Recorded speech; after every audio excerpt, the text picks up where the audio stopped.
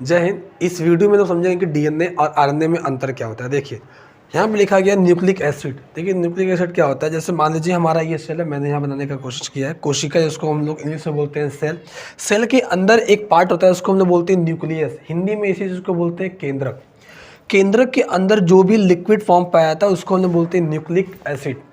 ठीक है, जैसे देखिए मैंने आपको समझाने का प्रयास किया, एक बार ध्यान समझिएगा। देखिए जैसे यहाँ लिखा गया ऑर्गन या अंग, ऑर्गन में आप लोग किसी भी लीवर को या किडनी किसी भी चीज़ को ले लीजिए तो वो हम लोग का ऑर्गन चलाता है। अगर हम लोग ऑर्गन को जूम करेंगे तो हम लोग को दिखाई देगा टिश्यू, जिसको हम लोग हिंदी में बोलते हैं ऊतक।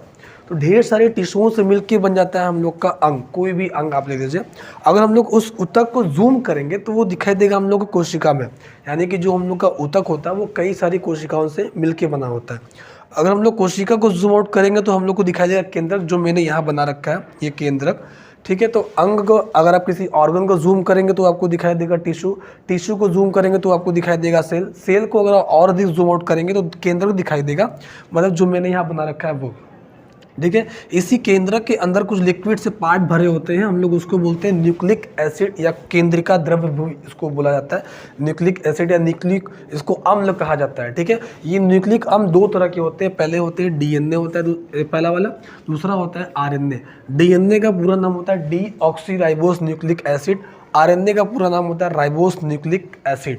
ठीक है, देखिए डीएनए का स्ट्रक्चर देखिए कुछ ऐसा होता है जो कुछ डबल हेक्सिल की तरह होता है। ठीक है, आप लोग को यहाँ समझ में आ गया कि अंग को हम लोग जूम करेंगे तो क्या दिखाई देगा, टिश्यू दिखाई देगा, टिश्यू को जूम करेंगे तो क्या दिखाई देगा, सेल, सेल को जूम करेंगे तो क्या दिखाई देगा, केंद्रक, और केंद्रक के अंदर ही लिक्विड वाला फॉर्म भरा होता है, इसको हम लोग बोलते हैं न्यूक्लिक एसिड। ठीक है, अगर आपसे कोई पूछे कि न्यूक्लिक एसिड कहाँ पाया जाता है तो आप सीधे बोल सकते हैं कि न्यूक्लिक एसिड हमारा केंद्रक के अंदर पाया जाता है। मैं यहाँ लिख दे रहा हूँ, न्यूक्लिक एसिड को केंद्रक के अंदर पाया जाता है। ठीक है, आप चाहें तो इसका स्क्रीनशॉट भी ले सकते हैं।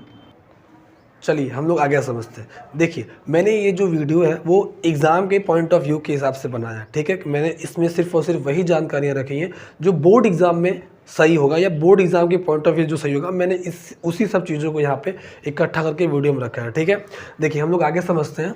डीएनए, डीएनए क्या होता है, देखिए डीएनए मैंने बताया, डीएनए का फुल फॉर्म होता है डीऑक्सीराइबोस न्यूक्लिक एसिड। पहला पॉइंट इसमें ये है। दूसरा पॉइंट इसमें क्या हो सकता है कि डीएनए यह मुख्यतः केंद्रक में पाया जाता है। मैंने आपको बताया कि जो डीएनए हम लोग का होता है वो सेल के केंद्रक में पाया जाता है। देखिए सिर्फ और सिर्फ केंद्रक में नहीं पाया जाता, मैं आपको यहाँ बता दे रहा हूँ। डीएनए हम लोग का माइटोकॉन्ड्रिया के अंदर भी पाया जाता, लेकिन वो मुख्यतः हमारे न्यूक्लियस में पाया जाता, यानी सेल कोशिका के अंदर जो केंद्रक होता है वो केंद्रक के अंदर हम लोग का डीएनए पाया जाता है। ठीक है, तीसरा पॉइंट इसमें क्या है, यह डबल श्रृंखला से बना होता है। देखिए यहाँ पे मैंने डीएनए ऐसे बना रखा है रफली। तो देखिए ये जो लाइनें यहाँ से गई है, देखिए यहाँ से जो सिंगल लाइन गया है इसको हम बोलते हैं सिंगल एक्सिल, और यहाँ से एक लाइन और गई है बगल में, इसको हम बोलते हैं सिंगल एक्सिल। तो डीएनए हमारा सिंगल सिंगल जो मिलता है तो उसको डबल बोल देते हैं। तो हम लोग का जो डीएनए होता है वो कुछ ऐसा दिखाई देता है, और उसमें देखिए डबल डबल लाइनें हैं, इसलिए हम लोग बोलते हैं कि डीएनए हमारा डबल एक्सिल से मिलकर बना दिया, डबल एक्सिल वाला होता है। वही चीज़ें यहाँ बताई गई हैं। आगे बताया गया यह एक आनुवंशिक पदार्थ है। आनुवंशिक पदार्थ क्या होता है कि डीएनए के सारे ही माता पिता की खूबियाँ बच्चों के अंदर ट्रांसफ़र हो जाते हैं। जैसे आपने कई बार देखा होगा कि कुछ बच्चे ऐसे होते हैं, या ऐसे बहुत सारे बच्चे जिनकी आदतें, जिनके हंसने के तरीके या चलने का तरीका वो माता पिता से मैच खाता है या मिलता जुलता है, तो वो डीएनए की वजह से ही होता है। वो डीएनए ही माता पिता की खूबियों को ट्रांसफ़र करके बच्चों के अंदर अगली पीढ़ी में डाल देता है। अगर आपको इसके लिए अलग सा वीडियो चाहिए तो कमेंट में लिख दीजिएगा। चलिए आगे समझते हैं। अगला पॉइंट क्या है, ये इसमें डीऑक्सीराइबोस शर्करा पाया जाता है। ये डीएनए का हमारा अगला लाइन है कि इसमें डीऑक्सीराइबोस शर्करा पाया जाता है। ध्यान से याद रखिएगा, ये डीऑक्सीराइबोस शर्करा पाया जाता है। चलिए आगे समझते हैं। देखिए डीएनए आप समझ गए, अब समझते हैं हम लोग आरएनए किसे बोलते हैं। देखिए आरएनए का फुल फॉर्म होता है राइबोस न्यूक्लिक एसिड।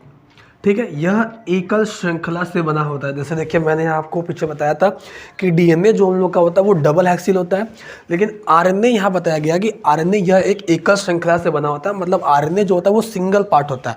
अगर इसी पार्ट हम लोग इसका एक पार्ट और जोड़ देंगे तो वो डीएनए ही बन जाता है। ठीक है, आरएनए में तीसरा पार्ट क्या लिखा गया, यह मुख्यतः कोशिका द्रव्य में पाया जाता है। सेल आप जब और स्ट्रक्चर अगर आपको ध्यान में हो तो सेल जो होता है स्ट्रक्चर, उसी के अंदर लिक्विड वाला फॉर्म पाया जाता है, उसको हम लोग बोलते हैं कोशिका द्रव। उस कोशिका द्रव के अंदर ही हम लोग का आरएनए पाया जाता है, ठीक है। अब देखिए इसमें आगे बताया गया चौथा पार्ट कि इसमें राइबोज शर्करा होता है। मैंने वहाँ बताया था कि डीएनए में डी राइबोज शर्करा पाया जाता है, आरएनए वाले में राइबोज शर्करा पाया जाता है। और आरएनए देखिए जो हम लोग का 5वां पॉइंट है, देखिए यहाँ बताया कि कुछ विषाणु के लिए आनुवंशिक पदार्थ होता है। मतलब हम लोग का जो आरएनए होता है वो आरएनए आनुवंशिक पदार्थ नहीं होता है, लेकिन कुछ ऐसे विषाणु हैं जिनके लिए ये एक आनुवंशिक पदार्थ के जैसे ही कार्य करता है। आप इसका भी चाहे तो स्क्रीनशॉट ले सकते हैं। देखिए डीएनए यानी कि डीऑक्सीराइबोज न्यूक्लिक एसिड जब आरएनए में कन्वर्ट होता है तो हम लोग उसको बोलते हैं ट्रांसक्रिप्शन, ठीक है, ज़रा ध्यान समझिएगा। डीएनए जब आरएनए में चेंज होता है तो हम लोग उसको बोलते हैं ट्रांसक्रिप्शन, लेकिन अगर आरएनए डीएनए में चेंज होता है तो हम लोग उसको बोलते हैं रिवर्स ट्रांसक्रिप्शन। मैंने यहाँ टी की जगह एल लगा दिए, यहाँ पे ऐसे ट्रांसक्रिप्शन, ठीक है।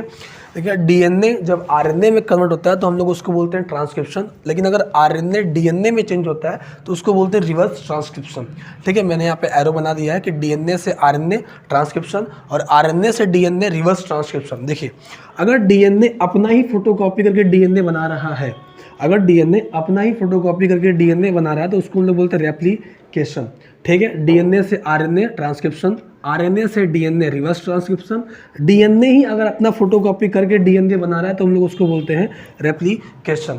आई होप आप इन सभी चीज़ों को समझे होंगे।